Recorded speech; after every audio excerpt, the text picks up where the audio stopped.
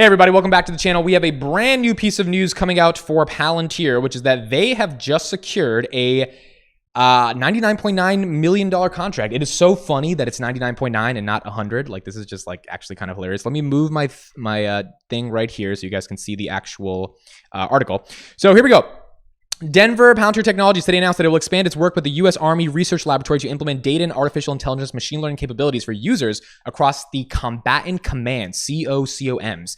The contract totals $99.9 million over 2 years. You gotta love the 0.9. Palantir first partnered with the Army Research Lab to provide these front lines with the state-of-the-art operational data and AI capabilities in 2018. So we're about 4 years from now, and that's kind of materializing into a long-term contract for them that actually makes sense for them to deliver these types of services. Palantir's platform has supported the integration, management, and deployment of relevant data and AI model training to the armed services. When they say AI model training, it's really important to understand what an AI model kind of is. It's almost like YouTube. If you think about YouTube, they have very, very fancy AI models that are trained on how to recommend videos, and they get more and more data over years of usage, and they can better recommend videos. So the more you train your AI, whether it's an operational context, a social media context, a mission critical context, the better they become. And providing that training and the data and the mechanisms to distribute that actually costs a lot of money, and it costs a lot of resources, and you have to have good tech. So this extension grows Palantir's operational RDT&E work to more users globally. Now, Akash Jain, president of Palantir USG, I did a video review of one of his interviews that only a few couple thousand people saw on YouTube. I thought was really good.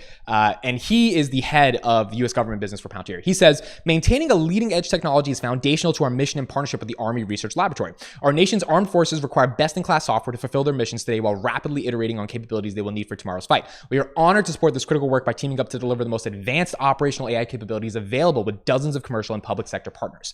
So by working with the US Army Research Lab, integrating with partner vendors, and iterating with users on the front lines, Palantir software platforms will continue to quickly implement advanced AI capabilities against some of the DoD's most pressing problem sets. This is also incredibly important. When you're talking about the DoD, the Department of Defense, there's a variety of different mechanisms that they need to be able to implement AI capabilities, ML capabilities against, and a lot of those things happen to be ML, edge, space technologies across US military partners, Meta Constellation. There's a ton of different mission critical things that you could imagine these types of AI models being basically distributed against in order for those things to get better and in order for the government to get more value out of Palantir.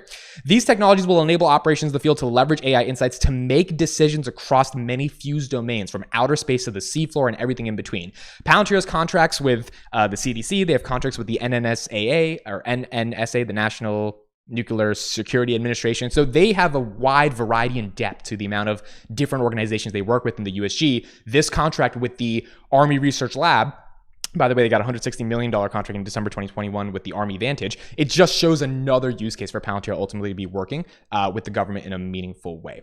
Now, a couple of points of analysis I also want to offer here. Number one, a lot of people said the government growth was slowing down. We are seeing that's not the case. I mean, Palantir has had multiple different governmental contracts over the past couple months. They just got a recent ability to compete for a prototype against Raytheon Technologies, with the subcontractor being Anduril Industries, and Raytheon is using C3 AI as their subcontract for the Army's Titan prototype.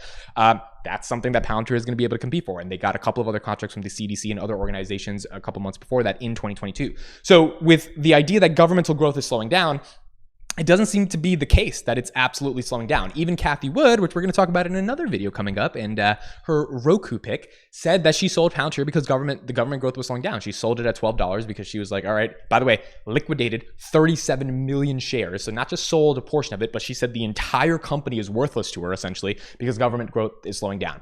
Getting a $99 million contract, which for 2 years, you're getting $50 million a year. I mean, it's not chump change to get $50 million a year from the government, and for these sort of research capabilities makes sense. And it also lays the foundation for Palantir to continuously get more of these contracts. What I think people miss on the government contracts is once you get some of them, you're going to get more, because if you do a good job and you execute effectively, yes, you may be a little bit more expensive, but if you prove your value, the government's not going to get crappier work. And if they do, they're going to become less effective. They're going to lose their competitive edge. This is the whole reason why, people are scared of China and Russia and their AI capabilities versus the US, because if we have better capabilities, we're going to win. And it's important that the US wins because our Western values are a lot better than the other dictatorial values. So which is kind of the whole philosophy and thesis undergirding Palantir's mission to work with the United States government. So I think that if you get more of these contracts, it establishes the ability for them to get even more contracts, and it means that governmental revenue growth is not necessarily slowing down. Second thing is a lot of the governmental budget for this stuff wasn't approved. Remember that Shyam Sankar, COO of Palantir, said at a Morgan Stanley conference in February that the government growth is going to happen when the budget gets approved. They just approved an $800 billion budget, and a lot of that has to be spent by September. So, and it's every year you get the same budget. That's going to go to a lot of different people, and Palantir is one of those premier companies that's going to be able to get that. Third point here is software prime. I've talked about this a lot, but Palantir is trying to become the world's or the United States government's first software prime contractor. Remember, when you're a prime contractor, you get access to these deals almost simultaneously because you are the prime contractor that the government goes to be able to be able to procure a lot of this stuff that's going on. If you're a software prime contractor, it's something that is, people have said, quite impossible because software is not the same as hardware. It's not the same as like building stuff in terms of like, machinery. So it's a lot more difficult to sell yourself as a software prime. If any company were to be a software prime, I think it would be Palantir. So this contract, again, it just establishes another mechanism, another method for us to believe that they have a good role in the United States government. They have a good inkling to be able to get more business deals. And if they're going to continue to do this, they're going to continue to grow.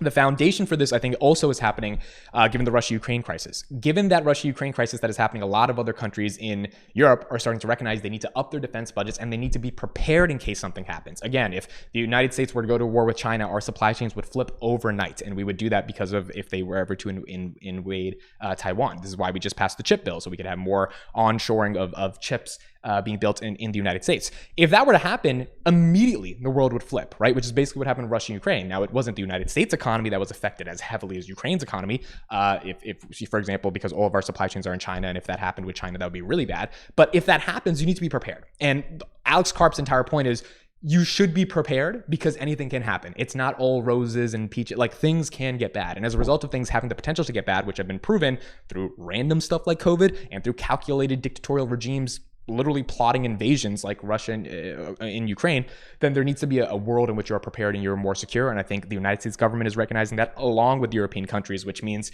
for Q2, August 8th, which I will be live streaming on this channel, we are probably going to see some growth in the government business, and hopefully we crack this 470 revenue number. They said in Q1 that you should expect volatility on the upside for revenue growth.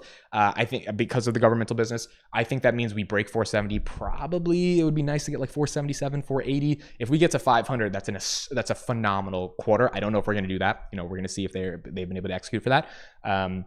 But ultimately, we will find out. So thank you guys so much for watching and listening. Let me know your thoughts on Palantir getting this new $99.9 million contract.